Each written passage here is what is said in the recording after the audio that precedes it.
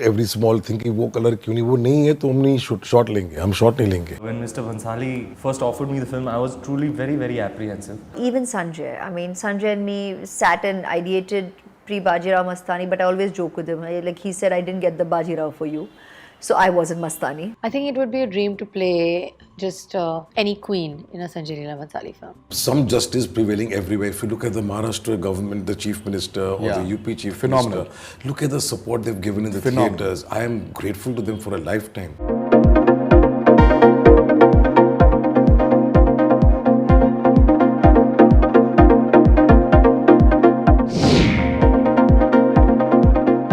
Sir, somewhere you've been technically working on the shooting part. Maybe I think for the last 2-3 years, but it's a film that you've been honing for the last 12 years. I think you've been working on it all these years constantly, somewhere or the other. Is it correct, sir?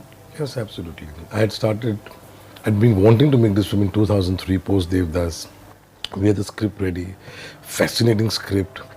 Everything fell into place, and then everything fell out of place. Right. So I realized that the destiny of that film was not at that point of, it was not destined to be made at that point of time. Right.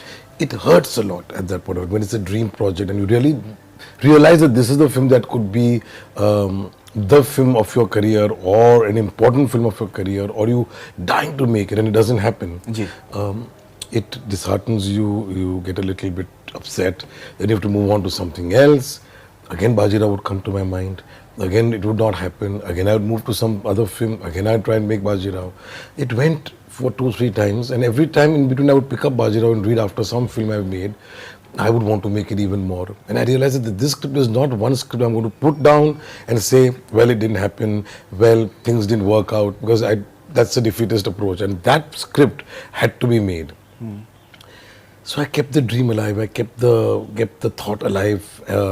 Maybe I consoled myself saying, maybe I'll be a better filmmaker after when it has to happen. Maybe I'll be a better person when I'll be able to make it. It'll happen when it has to be, when it has to happen. Right. Every film has its destiny. Absolutely. And you can't.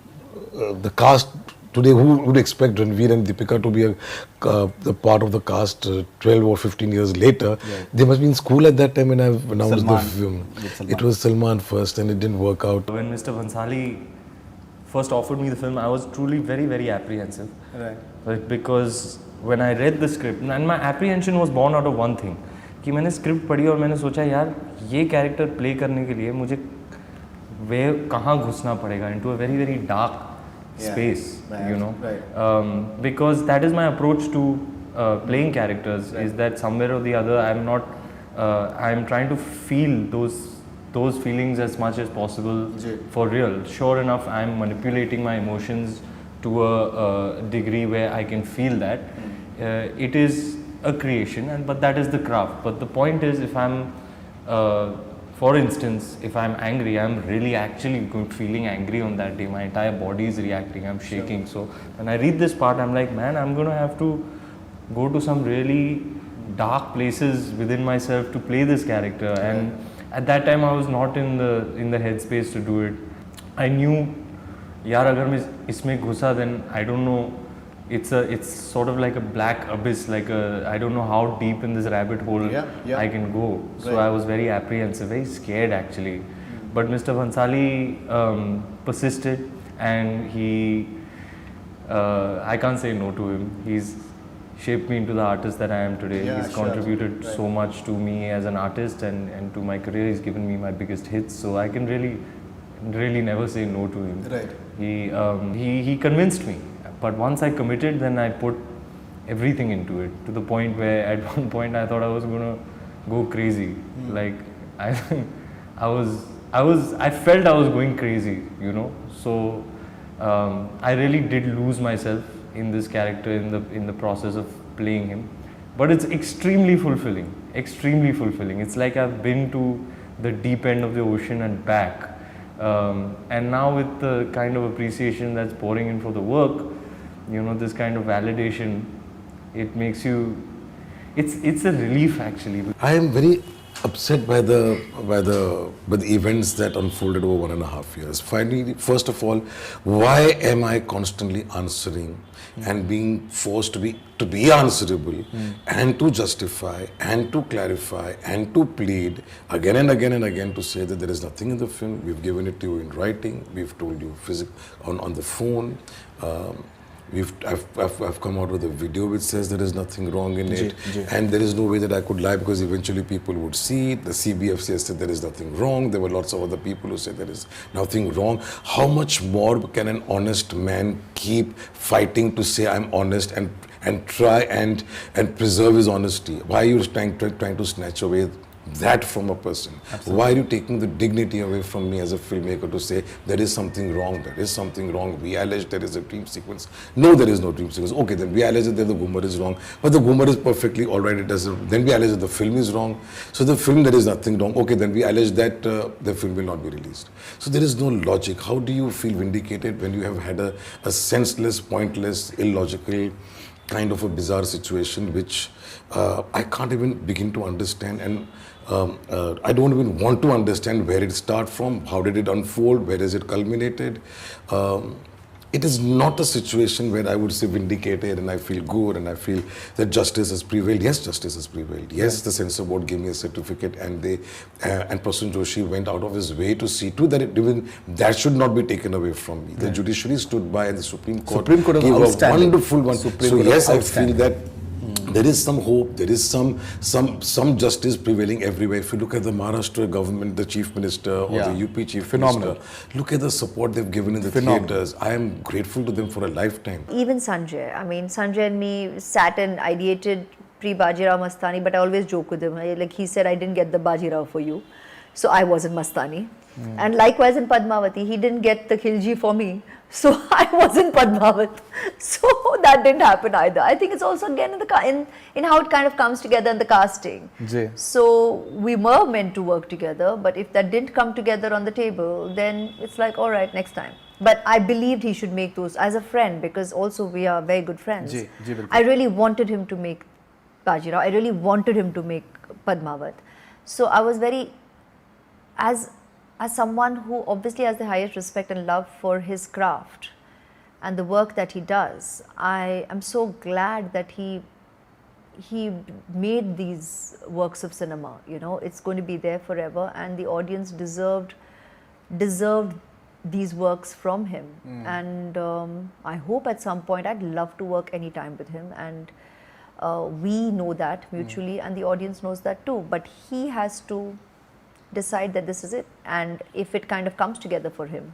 This is Aliza from California, USA. I would like to ask Sara Ali Khan, what is her dream role? Like she have been seen something and wanted to do a similar role in future. I think it would be a dream to play just any queen in a Sanjay Leela Bhansali film. Last 4 months was so traumatic. मालूम नहीं, समझ में नहीं आ रहा था कि what would happen, where we would reach. We've all worked so hard. It's a huge canvas film. It's a huge production. It's a big budget film. What would happen? All the hard work, all the sweat, tears and blood that we've given to the film. So when the film finally reached the theatres on the 24th, the first prepaid preview that happened, that is when I said, finally, I think we won. I think finally this is victory for someone who thought that it would just not happen. Right. And that whole fight to finally reach the film, to finally reach the theatres, for the audience to go in, for the first ticket to be sold, for the first ticket to be torn and the usher sending that person in. Right. I was just constantly imagining and dreaming of course that constantly कि ये हो जाए बस, ये हो जाए. Coming to Ramleela, Sanjay Leela Bhansali is known to present his actresses, heroines in a very, I think, wonderful manner. So something about that experience? I won't ask you about the Ranveer Singh question because I'm sure that a lot of people must be asking you anyway, so you must be tired of it. I think he creates magic. He does. Yeah. I'm actually eager to see what this film turns out to be eventually, because I think he brings out in an actor what you probably never imagined you could do. You spoke about the entire mounting part of it. What I personally felt was I was trying to observe very, very closely. Because off late I've seen in certain historicals, I wouldn't take the name because maybe I think it wouldn't be fair, but somewhere the detailing I felt at maybe slightly it was inconsistent, but what I found something which was very very consistent in Bajirao Mastani is the detailing. So the entire frame जो आपने मेहनत करी है उसमें, that everything उसके अंदर जो भी उसके अंदर artifacts हैं and whoever is present in that frame, whatever is present in that frame, you've looked at the symmetry, you've looked at perfection. कहीं ना कहीं आपने ताजमहल का symmetry आपने तलाश करने की कोशिश करी. Is it something that you've consciously indulged in? I work for the micro, जितने मिलीमीटर की स्पेस होती है ना फ्रेम में, उस पर भी मैं काम करता हूँ. बिल्कुल दिखता है सर. और माइक्रो सेकंड पे काम करता हूँ कि फिल्म के टाइम में ये 1 सेकंड का जो फ्रेम जाता है या बात जाती है या डायलॉग जाता है, क्या उसको और कैसे बेटर कर सकते हैं. Absolutely. So it's a lot of hard work of great technicians working with me who have gone through the struggle to fulfill my OCDs about every small thing कि वो कलर क्यों नहीं, वो नहीं है तो हम नहीं शॉट लेंगे, हम शॉट नहीं लेंगे. आप पहले वो कलर ठीक करो, ये बॉर्डर क्यों ठीक नहीं है, या ये डायलॉग क्यों ठीक नहीं है, या ये लाइन क्यों ठीक नहीं है, या ये पीछे से एक पॉज, 2 एक्टर के बीच में एक पॉज होता है एक लाइन का, वो पॉज ठीक नहीं है. सब चीज़ों के ऊपर, वो साड़ी के नीचे वहाँ क्या है, उसके वो आर्मर के ऊपर वो मेटल क्या है, एवरीथिंग कितना उसके ऊपर एज करना चाहिए, मतलब. And the joy of creating those details, the joy of seeing, and when the frame gets painted and you see on the monitor before taking the shot and you say, now we'll take the shot. Absolutely. It has taken sometimes hours to put up a shot together. Must have. But the joy of the fulfillment as a filmmaker, which I feel, that it's a collection of, it's coming together of all art forms. You have to understand music, you have to understand dance, you have to understand architecture, you have to understand fabric and weaving, and you have to understand all sorts of poetry, literature, all those art forms come together in taking a shot or canning a scene. Your timing has to be right. The timing of the trolley is very important. I must get that trolley right. If the trolley wala goes a little out of lay, then I start becoming unwell in my mind. My mind starts getting disturbed because the timing is wrong. If you're out of lay, if you're out of sur, then your work doesn't connect in the right sense. Subconsciously आप सुर और लय से connect नहीं करेंगे, लेकिन आपको महसूस होगा कि ये हाँ, there is something correct about it. To be able to get that correct feel is a lot of hard work. So today, after the release of the film, today when I look at myself and I look back the whole film, I get so exhausted. I have steam coming out of my eyes and ears because I've given it everything that I have. Everything that I have in me, I gave to the film, to every frame. And it doesn't come out of just to say that. इनकी frames तो अच्छी होती है, वो तो अच्छा shot लेते हैं. अच्छा शॉट लेने के लिए बहुत मेहनत करनी पड़ती है. You have to be able to take another perspective, to go beyond your abilities, stretch yourself to search for excellence. That's when you find that frame. तो जो कोई लोग लिखते हैं कि वो तो टेकन फॉर ग्रांटेड है कि वो विजुअली अच्छा करता है, वो विजुअली अच्छा करने के लिए बहुत, और वो सबकॉन्शियसली आपके माइंड पे वर्क करता है इन द सीन. वो किस एटमॉस्फेयर में, किस एम्बियंस में बाजीराव और मस्तानी खड़े, वो भी आपको अफेक्ट करता है when they're playing the scene. Absolutely. तो वो उसकी इम्पोर्टेंस है. खाली सजाने के लिए नहीं सजाते, डिटेल करने के लिए नहीं करते, उसका एक इम्पोर्टेंस है to the audience when it gets communicated to you in the backdrop in which it is played. वो एक्टर को भी असर करता है. जब वो आते हैं परफॉर्म करने के लिए, जब वो वहाँ खड़े रहते थे, दिस थिंग, अरे it feels different to us. Because that's my job, to put you as Bajirao and Mastani in the ambience that I imagined them to be in. So all that I think subconsciously works rather than obviously.